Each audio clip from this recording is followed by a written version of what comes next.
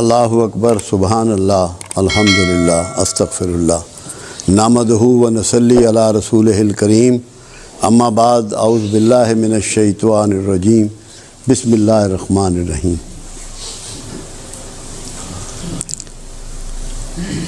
زکریا علیہ السلام کو کہا گیا کہ عمران کی بیٹی حضرت مریم کا خیال رکھا کرو، اس کی دیکھ بھال کیا کرو۔ تو آپ حضرت مریم کے حجرے میں تشریف لے جاتے اور وہاں انواع و اقسام کے بے موسمی کھانے اور پھل اور دیگر چیزیں پاتے۔ تو مریم علیہ السلام سے زکریا علیہ السلام سوال فرماتے کہ مریم یہ سب کچھ کیسے ہوتا ہے، یہ کہاں سے آتا ہے؟ تو مریم فرماتی جو اللہ چاہتا ہے وہ کرتا ہے، جو چاہتا ہے وہ دیتا ہے، جس کو چاہتا ہے اس کو دیتا ہے۔ تو یہ رحمت کا نزول جب وہاں ہو رہا تھا تو زکریا علیہ السلام نے بیٹے کی پیدائش کی دعا اسی مقام پہ کھڑے ہو کے کی جہاں یہ رحمت اللہ کی برس رہی تھی۔ اور یحییٰ علیہ السلام جو پیدا ہوئے، پھر پروردگار عالم نے قرآن میں انہوں نے کہا کہ 3 دن تو بات نہ کر سکے گا، یہ علامت ہوگی اس بات کی کہ تیری دعا قبول ہو گئی۔ جب آپ کو کسی جگہ کی بھی یہ کنفرمیشن مل جائے کہ یہاں رحمت کا نزول ہوتا ہے، یہاں رحمت برستی ہے، آپ کا دل اس کی گواہی دے دے، وہی مقام دعا ہوتا ہے۔ اگر آپ یہاں آتے ہیں اور اس وہمے کے ساتھ آتے ہیں کہ یہاں رحمت اور برکت کا نزول نہیں ہے تو کوئی دعا نہ کرے۔ اور اگر آپ کا یہ یقین ہے کہ یہاں کچھ نہ کچھ غیر معمولی ہے، کچھ نہ کچھ اس کی رحمت برستی ہے، تو دعا ضرور کیجئے گا، انشاءاللہ آپ کی دعائیں اللہ قبول فرمائے گا۔ ایک تو یہ میں نے بات کرنی۔ دوسری بات یہ ہے کہ قرآن ہمیں یہ سکھاتا ہے کہ کیا ہو گیا ان لوگوں کو کہ جو اپنی جانوں پر ظلم کر بیٹھے ہیں، کیوں نہیں میرے رسول کے پاس جاتے اور درخواست گزار ہوتے کہ ہمیں اللہ سے بخشش لے دو، اور رسول تمہارے لیے بخشش مانگے اور میں بخش دیتا۔ کیا یہ اسی زمانے کے لیے بات تھی؟ محدود بات تھی؟ یہ قیامت تک کے لیے ہے، کیونکہ جب قرآن میں مینشن ہو گئی، قرآن کی بات، قرآن کا رول بعد از قیامت بھی ہے، یہ ہمیشہ کے لیے معاملہ طے ہو گیا۔ جب آپ درود شریف پڑھتے ہیں، جب سرکار پہ سلام بھیجتے ہیں تو آپ کی بات پوری پہنچتی ہے، مگر ہمیں کرنا کیا ہے؟ پہلے ہمیں اس بھید کو سمجھنا ہے۔ جو رسول اللہ پسند کرتے ہیں ہمیں اسے پسند کرنا ہے، جو رسول اللہ ناپسند کرتے ہیں ہمیں اسے ناپسند کرنا ہے۔ خالی کھلی کام نہیں چلے گا کہ آپ یہ سمجھیں کہ بس آپ کی دعائیں قبول ہو جائیں گی، آپ کی بخشش ہو جائے گی۔ آپ کو رسول اللہ کے گروہ میں شامل ہونا پڑے گا۔ معافی لینے کے لیے کچھ طریقے آپ کو بدلنے پڑیں گے۔ حالانکہ اللہ کے حبیب صلی اللہ علیہ وسلم نے اس کی نشاندہی فرما دی کہ ایک ایسا زمانہ آئے گا، لوگوں نے نہ مجھے دیکھا ہوگا نہ میری آواز کو سنا ہوگا، مگر مجھ سے محبت کرتے ہوں گے۔ خوش نصیب ہے وہ شخص جس کے سینے میں کملی والے کی محبت جو ہے وہ جاگ جائے، پیدا ہو جائے۔ یہ اللہ کی مہر کے بغیر نہیں ہو سکتی، یہ ممکن نہیں ہے۔ تو جب اللہ یہ مہر کر دے اور یہ پیدا ہو جائے تو اس کا مطلب یہ ہے کہ بات جو ہے وہ بن جانی ہے۔ اب دیکھنا یہ ہے کہ ہم زیادہ وہ کام کرتے ہیں جو رسول اللہ کو پسند نہیں ہے۔ غصہ ہے، نفرت ہے، حسد ہے، ضد ہے، دشمنی ہے، عصبیت ہے، منافقت ہے، جھوٹ ہے۔ کیا یہ چیزیں عمل میں لانے کے باوجود آپ سمجھتے ہیں کہ آپ کا رسول اللہ سے گہرا تعلق ہے، پیار کا تعلق ہے، محبت کا تعلق ہے یا اپنے آپ کو دھوکہ دے رہے ہیں؟ آپ کو سچائی اپنانی پڑے گی، محبت اپنانی پڑے گی، شرافت اپنانی پڑے گی، پاکیزگی اختیار کرنی پڑے گی، یہ آپ کو چینج کرنا پڑے گا۔ اب آپ دیکھیے کہ کچھ لوگ آپ کے پاس آئے اور انہوں نے کہا کہ رسول اللہ صلی اللہ علیہ وسلم، ہم جب آپ کے پاس آتے ہیں تو جو اصحاب صفہ آپ کے پاس بیٹھے ہوتے ہیں ان کی جوئیں ہمیں چڑھ جاتی ہیں، ان کی جوئیں ہمیں چڑھ جاتی ہیں، ہمارے لیے ملاقات کا ٹائم کچھ الگ کر دیجئے۔ میرے آقا کو تکلیف بہت پہنچی، انتہائی ذوق پہنچا۔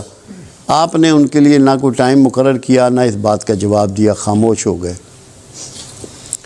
مگر اس دن آپ نے ایک دعا فرمائی، اے اللہ، یہ میرے آقا کی دعا ہے، مجھے مسکینوں میں رکھ، انہی میں مارنا اور انہی میں اٹھانا۔ اب یہ آپ لوگوں کے لیے ہے آج۔ اگر آپ کو مسکین برا لگتا ہے، آپ کا کملی والے سے تعلق نہیں ہے۔ مسکینوں کو اپنا لو، دھتکارو مت، گندے کپڑے والے کو اپنے سے دور مت کرو، کمزور حیثیت کے آدمی سے نفرت مت کرو۔ اگر چاہتے ہو کہ تمہیں کملی والے سے فیض ملے، تمہیں اس کی شفاعت نصیب ہو، تو سوچ کو بدلو، یہ ارادہ کر لو کہ مسکینوں میں رہنا چاہتے ہیں میرے آقا، مسکینوں میں مرنا چاہتے ہیں، مسکینوں میں اٹھنا چاہتے ہیں۔ ہم کہاں کھڑے ہیں؟ ہم کہاں کھڑے ہیں؟ ہم کیا کر رہے ہیں؟ کیونکہ بہت زیادہ دعویٰ پورے معاشرے میں بکھرا ہوا ہے۔ ہر کوئی یہ سمجھتا ہے کہ میں رسول اللہ سے محبت کرتا ہوں، میں رسول اللہ سے عشق کرتا ہوں، مگر کیا اس کے رویے سے یہ باتیں چھلکتی ہیں؟ یہ احساس ہوتا ہے کہ میں کیا کر رہا ہوں، مجھے کیا کرنا چاہیے؟ اپنے اس سوچ کو بدلنا ہے۔ یہاں آنے کا آپ کا مقصد ہی یہ ہے،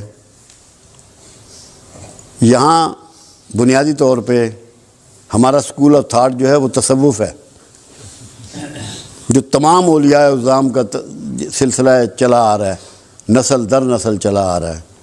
وہ صفائے قلب کو بلیو کرتا ہے، اپنے اندر کی صفائی اس کا منشور ہے، اس کا ماٹو ہے۔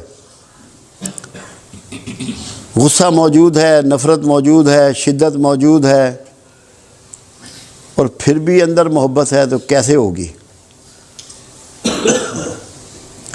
محبت درد کے بغیر نہیں ہو سکتی۔ جب اللہ کے رسول صلی اللہ علیہ وسلم راتوں کے کھڑا ہو کے امت کی بخشش کی دعائیں کرتے ہیں، امت کی عافیت کی دعائیں کرتے ہیں، امت کی مغفرت کی دعائیں کرتے ہیں، کیا یہ بغیر درد کے ہے؟ کیا سینے میں سے دعا نکلتی ہے بغیر درد کے کسی کے لیے؟ کیا یہ ممکن ہے؟ کیا ڈرامہ کیا جا سکتا ہے؟ اس درد کو اپنانا ہے۔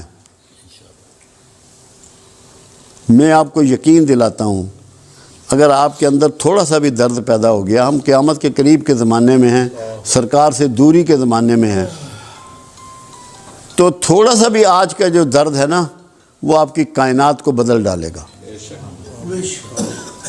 اس کی ابتدا آپ نے اس طرح کرنی ہے کہ آج سے، ابھی سے مسکینوں کو چھاتی سے لگانا ہے، اور اس لیے لگانا ہے کہ یہ آقا کی پسند ہے۔ مسکین سرکار کی پسند ہے، جو سرکار کی پسند ہے وہ میری پسند ہے، یہ بنا لینا ہے اس کو۔ اگر یہ بن گیا، باخدا آپ سب کامیاب ہو جاؤ گے۔ میں اللہ کو گواہ کر کے کہہ رہا ہوں کہ آپ کامیاب ہو جاؤ۔ میں یہی تڑپتا رہتا ہوں، یہی سوچتا رہتا ہوں، دن میں بھی یہی غور کرتا رہتا ہوں کہ کس طریقے سے، دیکھیں آج سے 40 سال پیچھے جائیں، 50 سال پیچھے جائیں، ہمارے پاس اسباب بہت کم تھے، کسی کے پاس اسباب نہیں تھے اتنے، ہم سب ایک جیسے حالات کے لوگ ہیں، مگر وقت کے ساتھ ساتھ اسباب بہت بڑھ گئے، مگر اخلاق بہت گر گیا، ہم گھاٹے کے سوداگر ہو گئے، ہم گھاٹے کے سوداگر ہو گئے، کیونکہ اخلاق ہم نے کھو دیا، سامان ہم نے پا لیا۔ اللہ کے رسول نے سامان کو دھتکار دیا، پیوند والے کپڑے پہنے، گانٹھ مار کے جوتے پہنے، فاقے کیے، پیٹ پہ پتھر باندھے۔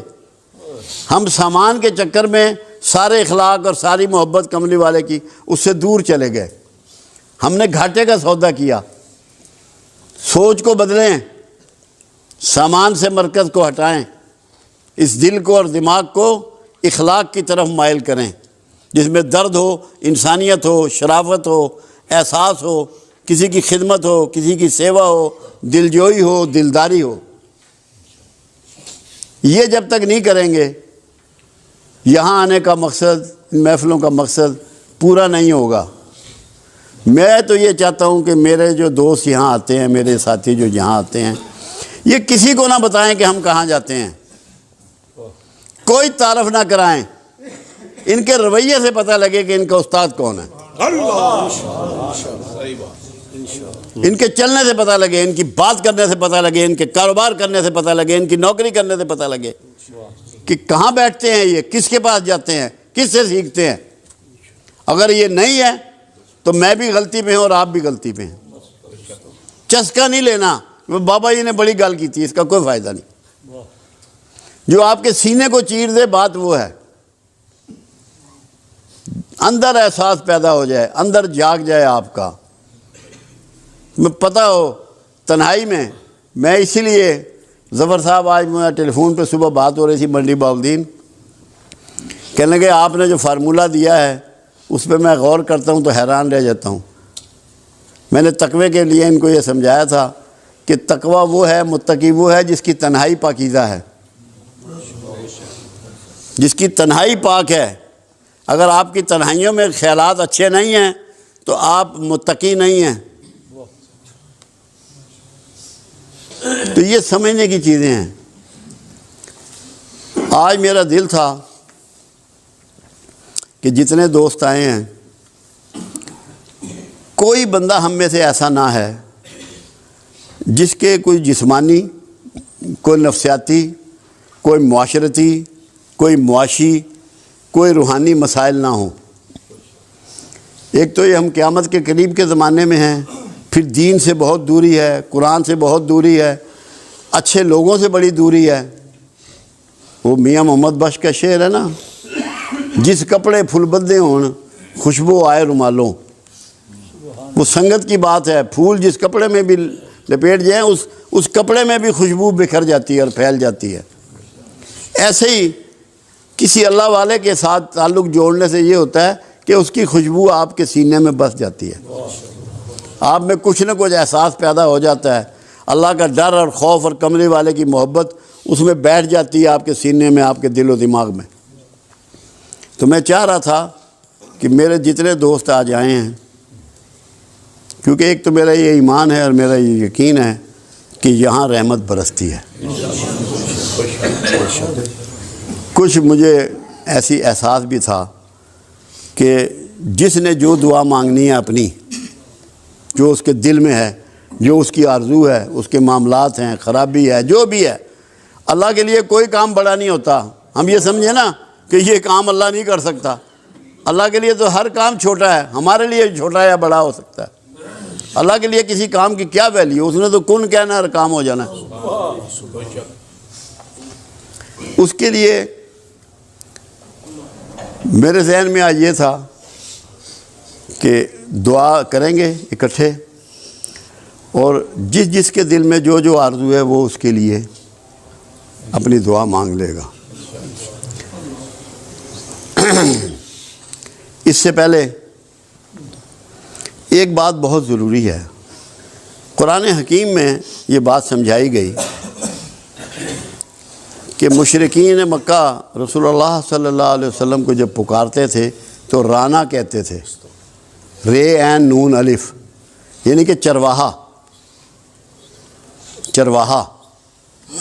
اللہ کے حبیب نے قرآن میں یہ بتایا کہ میرے رسول کو آئندہ سے رانا نہ کہو، اس کو کہو انظرنا۔ لوگوں نے اس کے معنی اور مطلب کو نہیں سمجھا۔ انظرنا کا مطلب ہے کہ آقا نظر کرم ادھر پھیریے، نظر کرم ادھر پھیریے۔ تو آپ نے دعا سے پہلے سب نے انظرنا پڑھنا ہے کہ ہم نے پہلے آقا کو متوجہ کرنا ہے اور پھر اللہ سے مانگنا ہے۔ بات سمجھ میں آئی یا نہیں آئی؟ پہلے پڑھنا ہے انظرنا کہ آقا ادھر نظر کرم پھیر دیجئے، پھر اپنی اپنی دعا جس نے بھی کرنی ہے وہ کر لینی ہے۔